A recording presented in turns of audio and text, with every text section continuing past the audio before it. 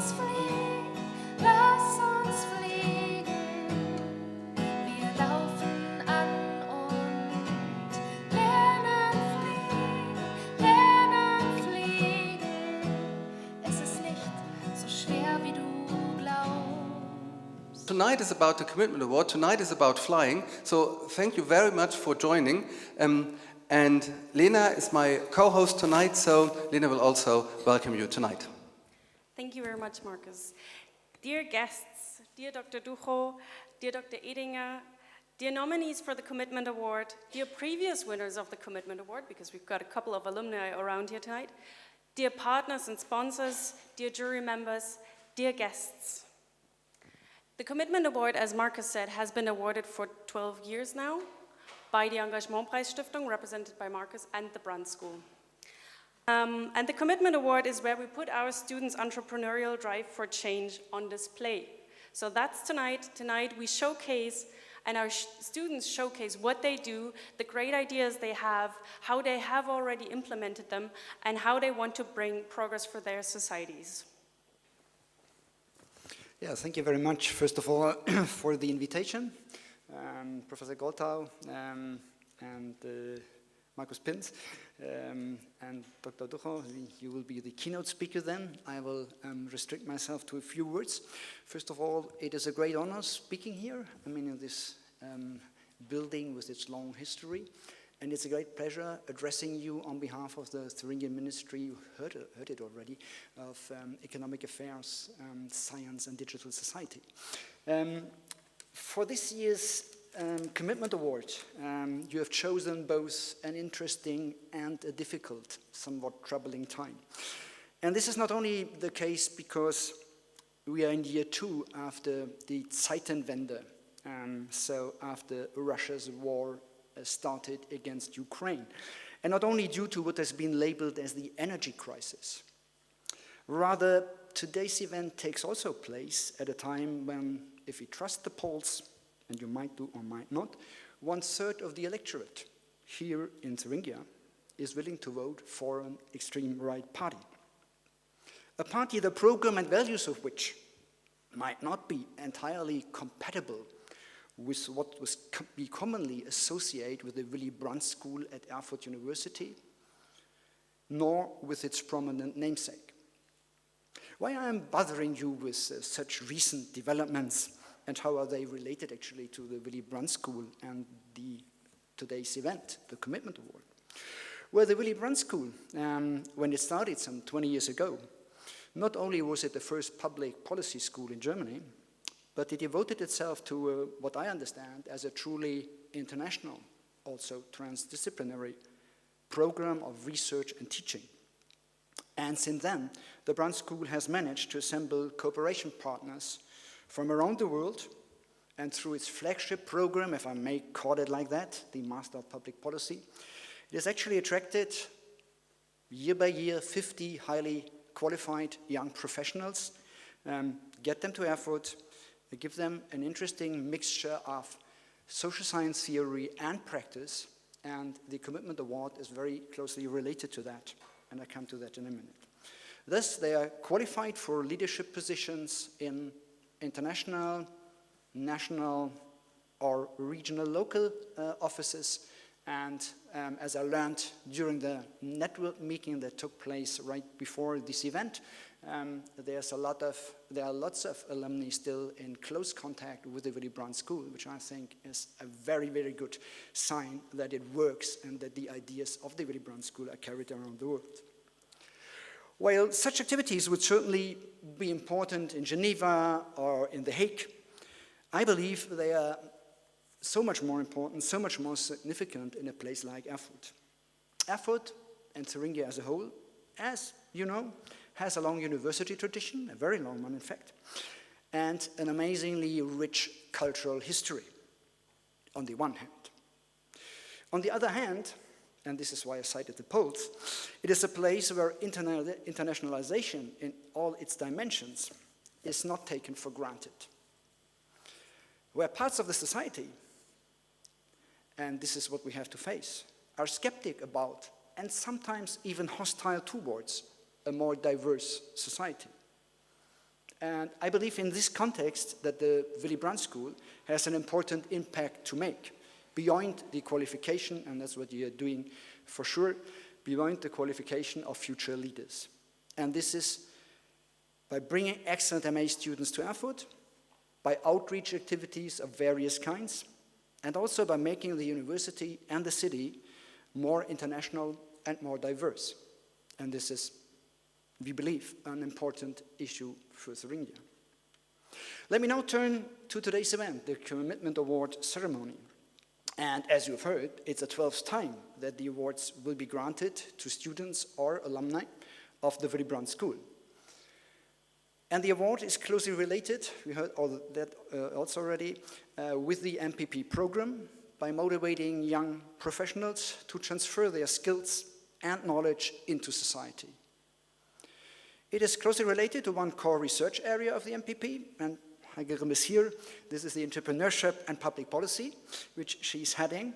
But I suppose another idea behind the Commitment Award, as I understand it, may be described in the words of Peter Benenson, who is the founder of Amnesty International, as you know, and who back in, I think, 1961, had this famous phrase, which some of you might know: it is better light a candle than curse the darkness. So later on in the program, we will have 5 pitches of the nominees, of the 5 nominees, and I believe 5 candles that will give some light. So thank you very much and have a nice evening, and there are now many, hopefully, candles to light the room. Thank you. Let me very briefly, introduce you to this year's jury. First of all, we have Dr. Tobias Ernst, who's among us. Oh, there he is. Thank you very much. Tobias Ernst is the CEO of Chiron Open Higher Education and a passionate and experienced social entrepreneur. Then we have Judy Novoa, who sadly can't join us from Colombia tonight. She's an MPP alumna, and most importantly, she was the first winner of the Commitment Award in 2012. She's now a researcher in Colombia and stays very closely connected to the topic of social entrepreneurship. And finally, we have Robert Bordi, and he's been on the jury for a couple of years now. He's of the Shibumi Leadership Academy and an experienced journalist and leadership trainer. So thank you very much, dear jury members. You see they're all external to make sure we don't bring our own biases and favorites in. Thanks very much to the jury. Let's just give it up for them a bit.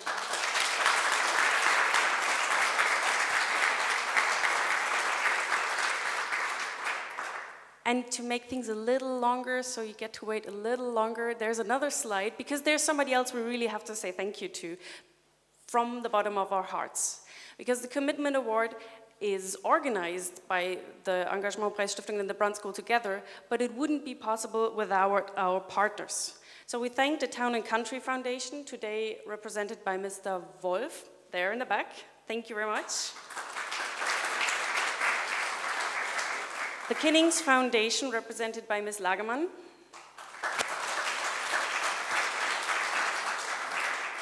Our very, very long-standing and loyal partner, the Haniel Foundation, with Dr. Antes and Mira Group.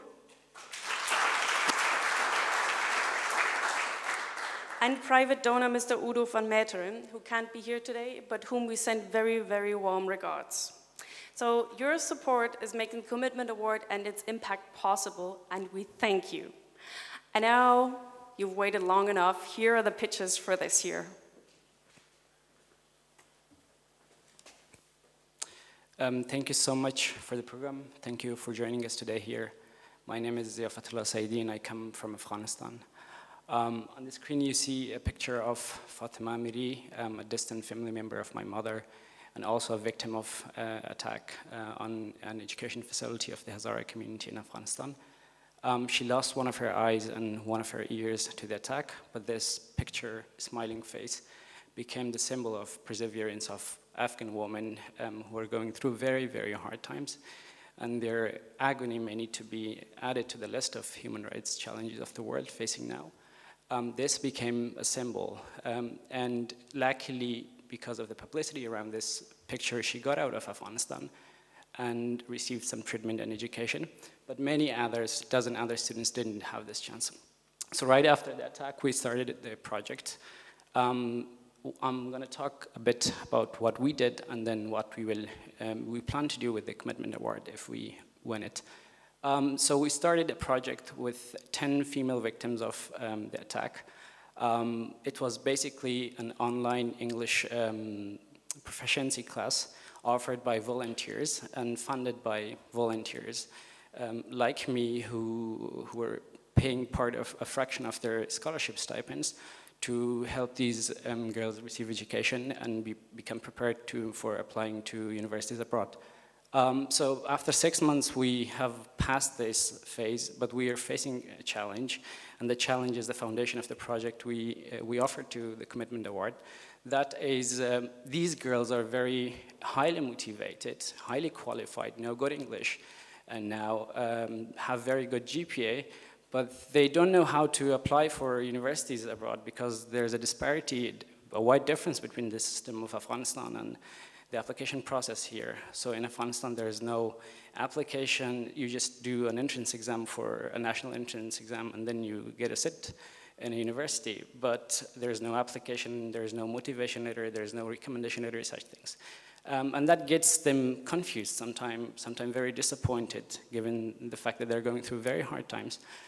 So we thought that we have to make an intervention, and that's a two-pronged intervention. The first one, as you see there, is a one-to-one tutoring program, meaning that tutor from a university in Europe or in the US will be helping these participants to go through their applications, to navigate their applications.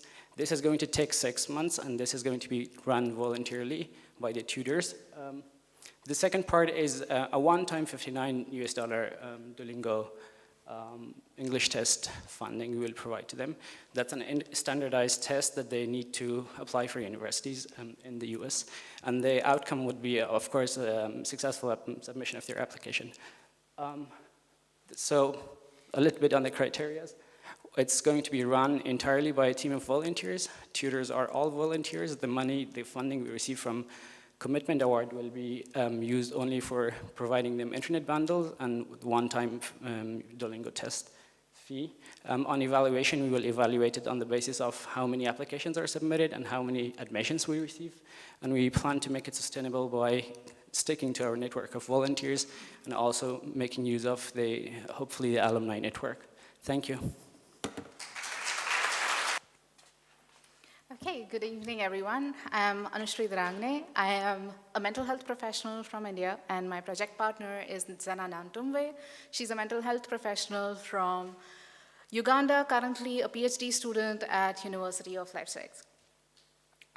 Our project is called the Inclusion Initiative, and just to give you an idea about what the project is, I would like you to take a moment and think about a normal University of Erfurt student from either a diverse background or from a background which is not so diverse. I would like you to think what happens when this student gets a safe environment, an environment where their adjustment needs are catered to, where their ideas of discrimination are validated. We are hoping to have this kind of a support system available in University of Erfurt. This is the project, Inclusion Initiative. What would we do to achieve this target of having students who are coming from diverse backgrounds of race, religion, disability, gender, sexuality? How will these students access and become, that was us, by the way, that's Zena. And what do? We are planning to have a peer support group. What does this look like? There are a lot of support groups available. What does this peer support group do?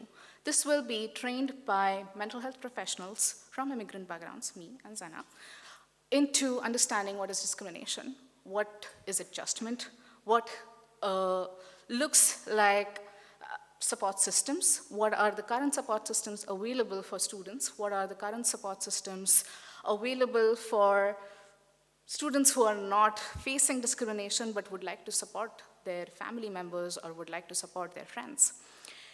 What this supports is that what this peer support group will basically do is they will go ahead, they will find people, they will help people, they will make them, assure them of their safety. They will assure them that they are not alone. They will make sure that these students reach reliable resources, reach help, and are well-integrated part of the university of effort. Do not drop out, do not feel alone, do not feel neglected, and pass out feeling well-adjusted and more than capable of taking on the world with the promise of the university education. How do we achieve it? We basically make training material for these group of students that we will recruit for the peer support group who will be trained. There will be workshops conducted for these students, and this will start the peer support group. These students will then become a sustainable peer support group. Why do we do this? Germany is changing, and like we just heard at the start, effort is amongst the spaces where almost 1/3 is going far right. In such a situation, our students need a safe space to come home to feel they are included, to feel we are part of a system which wants us, right? We give this by making this space a safe and sustainable space over time. And that's our project. And thank you so much for the time. Thank you so much. You know, I'm standing in front of people is something that I'm also learning, but I will make today to be someone who can speak in front of you. You might expect bigger, but yeah, anyways. So my name is Charles Peyo from Ethiopia. I am a master's student at Willy Brandt School of Public Policy. I'm from southwest part of region of Ethiopia. Ethiopia is a diverse country. We have light-skinned people. Sometimes there are also other category of people. And where this project will be implemented, it's in Nyangatom Woreda. Nyangatom Woreda is found in southwest part of Ethiopia, bordering Kenya and Ethiopia. When the border was demarcated, these communities are speaking the same language. They are Turkana people and they are Nyangatom people. Now, because of the border, they cannot access grass on the other side. They compete over natural resources, and they fight over resources. So always when the conflict starts, it has two dynamics. One, we have cultural kind of attached with conflict, which is harmful traditional practices. In my community, if you kill someone, you tattoo yourself, you will be regarded a winner in this society. Ladies will respect you. Cultural things again, if for example, you are not married, you are a young person, you want to marry a lady, you need to go and raid cows from other people so that you pay 60 cows so that for you to marry. And when this conflict starts, the children are always affected, including myself. I lost my elder brother when I was 10 years. He was 12 years. So seeing your brother killed and then he escaped, and that made me to go to school. Now, when I came to school, all these kind of disturbances I had, it became something which made me a stronger person. And I feel like if those people, such children are left, like myself, I would have not even come to Germany. But I made it. I want to realize that there are some children left with traumatization, victimization. And those are some of the things we'll be talking about here. So these children, when the conflict starts, they are always targeted, they are killed. Then they escape to smaller towns. When they go there, for them to access food, they must work for people, so get food. At the same time, these children are involved in drugs abuse. And then if you go to the hand of wrong person, then you are recruited, harmed so that you become someone who will be targeting vehicles, the government entities in the society. Those are some of the things we see. When I saw that, I came up with this project. Vulnerability of these children will not remain like that because I had been a victim. So the target we will be using, we will start with 10 children, the age of 10 to 14 years. We need to identify those children who are affected, mostly displaced and survivors of this conflict. And this project will be mostly focusing on 3 components. This is family-based care, counseling, healing trauma, Then there is also education. The impact of this project will be now these children becoming sustainable future so that they become change makers in the society. We will also want these children to reintegrate with their families while they get back way to the society. There are also things like, yeah, we know, this project might not maybe sustainable in terms of financial. When we introduce this idea and we know it is impactful to the society, we will be using this as a community like something which is owned by the community. The community will be supporting us in terms of resource mobilization. At the same time, we will be using partners like IPC. There is an organization I registered called Initiative for Pastoralist Communication. Now, these are the children I'm dealing with, and these are the labor, if you can see there. If you go to the house of someone, you will be fetching water for you to get food. And these are the children who are scared. You know, when the conflict erupts, they are always gathered, now listening where to run. So there are also these are already recruited children by the harmed people. You can see this child is very young, he has a gun. Those are some of the things these children faced. Now, the components I have already explained. Now, the project's impact will be reintegration with their families, reduce vulnerability, sustainable future, where they become change makers in the society. So, coming to conclusion here, every pastoral child affected by conflict deserves a chance to heal, learn, and thrive. Their resilience is our inspiration. It's me. I started from pastoralist communities. Currently, I'm in Germany. This is the greatest inspiration that I got. Now, for me, I will leave you by saying, together, we can impact, transform the life of these children. The child needs care and love. If the child misses such care and love, that's why these children become destructive in the society.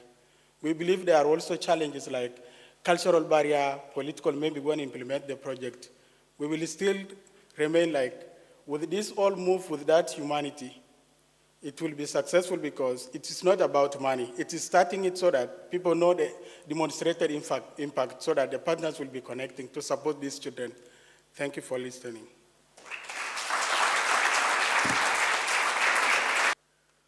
Good evening, everyone. Today I will be telling you about my project. But before that, I want to tell you a little bit about myself. I am Charmaine Salazar, and I am a certified digital marketing professional. And I chose this project because I can bring this into fruition. Now, when I was thinking about this project, I was guided by two simple questions. The first is, so what? And then the second one is, why this? Now, the so what is the easy part, right? You just have a lot of problems in the world right now. You pick one, you frame it nicely, you choose a target that has a sad story, and what? Hope that someone else values this as much as you do. That's the easy part. But what is the hard part? The why this? Because that's where we draw the line between a passion project and a truly entrepreneurial project. And how do we do that? Market research. I did the research, and this is what it says. There are 9 million offliners in Germany, and this is a demographic of those who are 60 years old and above. But it gets worse, because 90% of this demographic from the West, cities in Germany, are online, compared to only 10% in East Germany. This is why this project is taking place in Leipzig.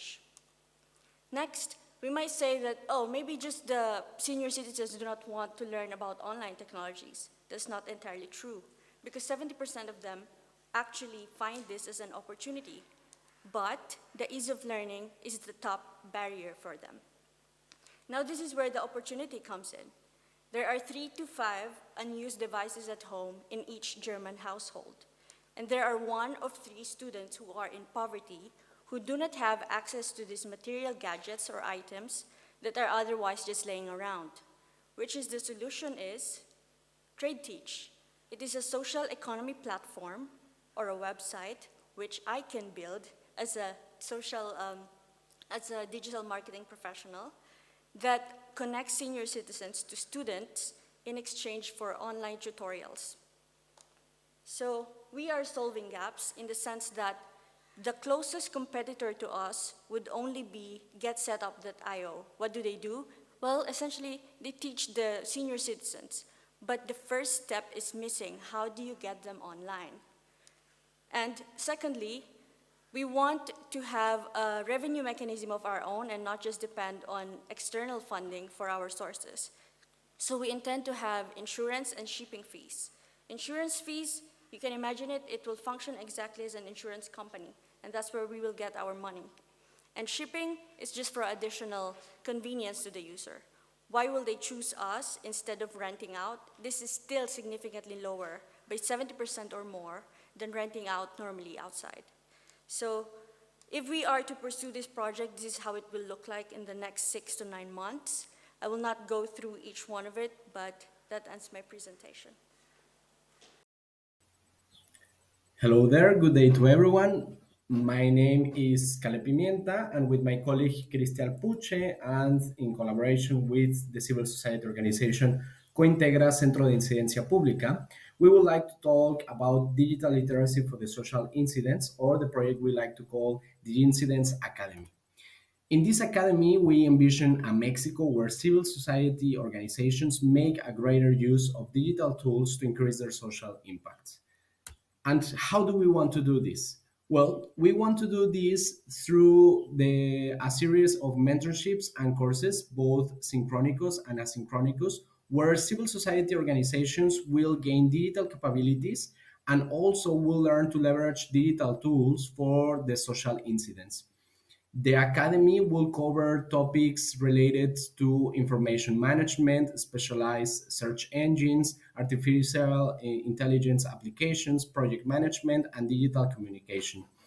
Also, the participants, the civil society organizations participants of this academy, will engage in a project creation process supported by the course content, and this project creation process will result in new projects for each and every one of the civil society organizations participating in the academy. We also would like to make all the resources available and accessible on a dedicated website to benefit new interested civil society organizations that didn't make it for the first academy, but anyways would like to join and get to know this information. So I won't extend much longer, and I close saying that social incidents is a common goal that we should all push forward based on the existing knowledge and the digital tools available in our society. Hope you have a great day. Thanks a lot for your time and total support. Goodbye. So, who is our first winner, Lena? Yes, unfortunately, Dr. Ducho had to leave, so today I get the honor of opening the envelopes. And the first commitment award of 2023 goes to Charles Peo and the Kettle Rail Childcare and Reintegration Project. Congratulations.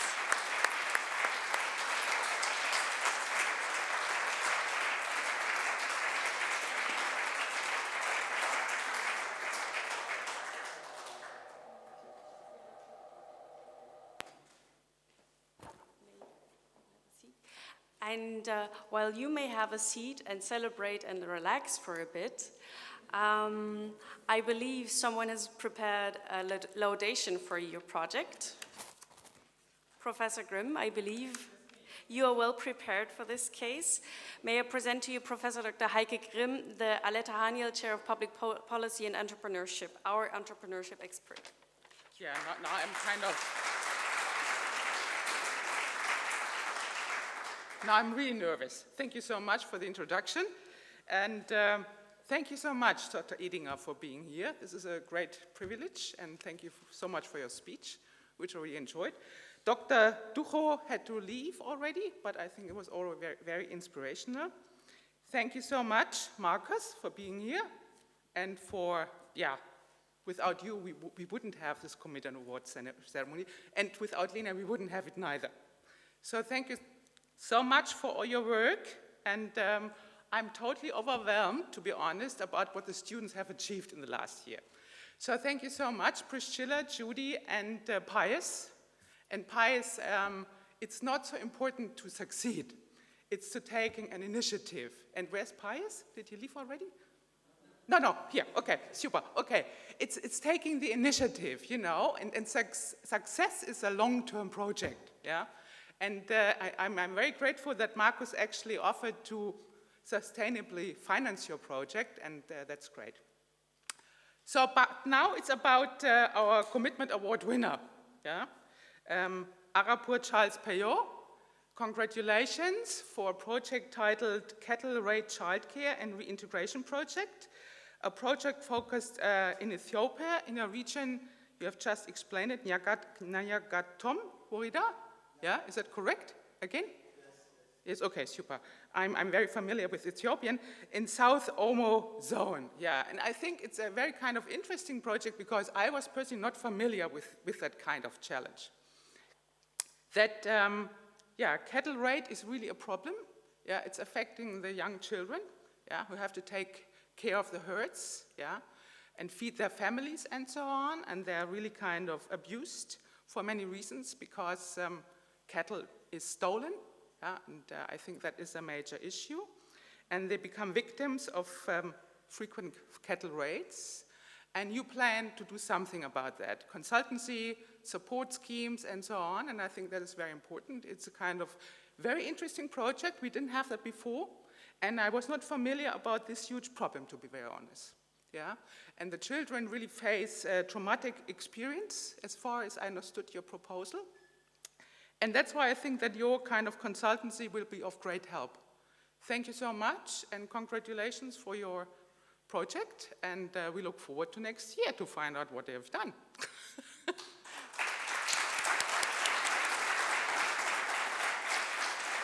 Oh yes, and no one is touching the water. I suppose it's poisoned, huh? But I take it with me now because I'm really thirsty. Is that okay? Very good idea. Whenever there's one envelope, there's a second. Do you hear that noise? Paper noise? The second winner of the Commitment Award 2023 is Francisco Pimienta Gonzalez and Cristi Alejandra Alpuche Cabrera for the Digital Literacy for the Social Incidents project in Mexico. And of course, we've got a laudation for this project as well. And it's a special delight that Professor José Luis Méndez Martínez is going to hold that laudation. He is a partner from the Colegio of Mexico. Sorry, please excuse my terrible Spanish pronunciation. Who is currently in effort to actually sign a memorandum of understanding with the Brandt School and the University of Erfurt for future cooperation. So thank you very much for offering the laudation to this project. Good evening to all. First of all, I would like to thank the Willy Brandt School of Public Policy, the Engagementpreis Stiftung, and the International Office of Erfurt University for inviting me to come here to Erfurt and also to speak at this important event. This is going to be a little bit longer speech than usual, not much longer, it's only 2 pages, right? Which I'm going to read. Distinguished guests, professors, university authorities, and students. Today, we gather here to celebrate a project that no doubt will pave the way for the digitalization of civil society organizations, CSOs, in Mexico. It is with great honor that I deliver an laudation speech for the recipients of this prestigious award, Pimienta and Cristi Alpuche, recognizing their exceptional work in leveraging technology to empower CSOs and drive positive change. In a world where digitalization has become an essential catalyst for social transformation, the need to harness the power of technology within civil society organizations is more crucial than ever. Thus, this extraordinary project stands as an example of how innovative thinking and dedication may revolutionize the landscape of civil society in Mexico. It's a last phrase in this speech where the recipients of the award are congratulated. But before I read it, I should confess something to you. I did not write this speech. ChatGPT did. And I decided to ask it to do so, and then read it, and read this speech, and read the speech it produced, because when I was thinking about what to say in a laudation ceremony for a project on digitalization, well, I said to myself, what better way of showing the value of this project, one of which components is the promotion of the constructive use of artificial intelligence for the improvement of CSOs and their important tasks in Mexico, than letting artificial intelligence itself congratulate a project that deals with it.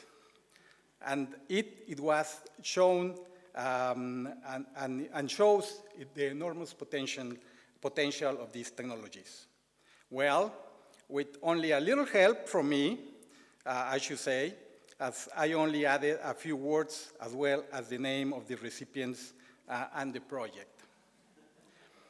I perfectly realize the great risks and challenges artificial intelligence offers in academia and in many other places. But who am I to talk about them? So I ask again to AI what it thinks about them. And it mentioned 5 risks. But I will simply state the first 4 and finish by reading what it said about the last 5th one. The first 4 risks it mentioned were job displacement, ethical concerns, dependence and lack of human oversight, and security threats. The fifth one is unusual access and digital divide, on which ChatGPT wrote, the widespread adoption of artificial intelligence may exacerbate existing inequalities, creating a digital divide between those who have access to AI technologies and those who do not. Ensuring equitable access to AI benefits and bridging the digital divide are crucial to avoid exacerbating social and economic disparities. Well, it is precisely this risk and challenge that the authors of this project are aiming at. And because of that, now I come back to the final phrase artificial intelligence itself wrote on a project that will promote, among other things, the ethical and positive use of artificial intelligence. Congratulations to the well-deserving recipients of this prestigious award. Thank you. So the C prize, or a third but not least prize of the Commitment Award 2023 goes to Syed Ziafatullah Zaidi and Afghan Girls to University. Congratulations. Thank you very much for this opportunity to say a few words about this project. I'm very honored.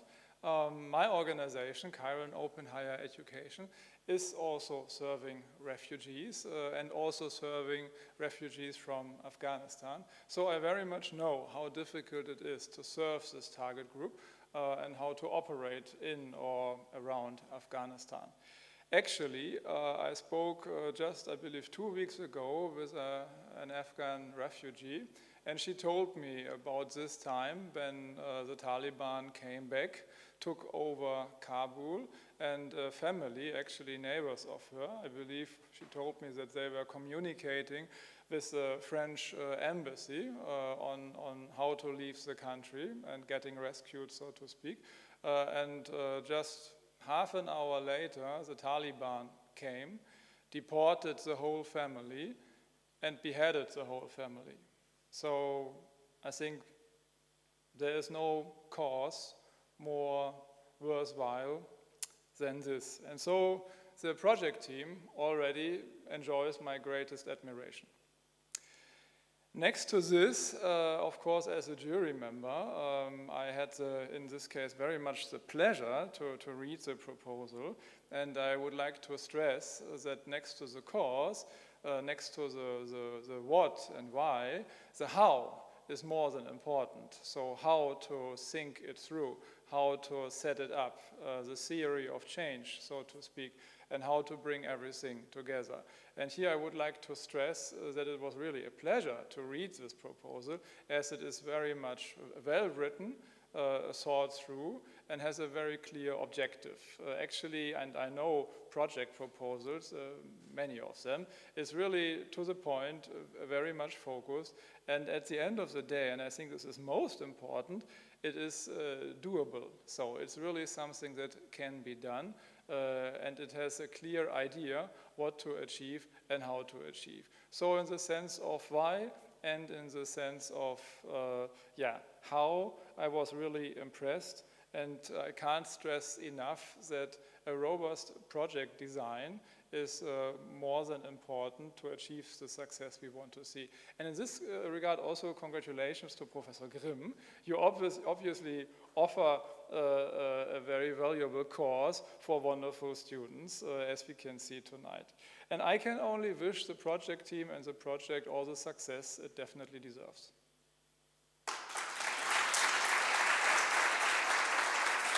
This has been the Commitment Award 2023. Well, congratulations to all the winners, but also to all applicants. You know what we say. You are winners too, and we don't just say that, we mean it.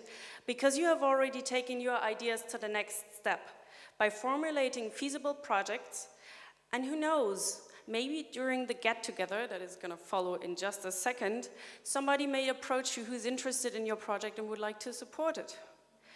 So we thank all of you for joining us tonight and hope that you will keep up the good spirit of social entrepreneurship and change for the better. Thank you very much.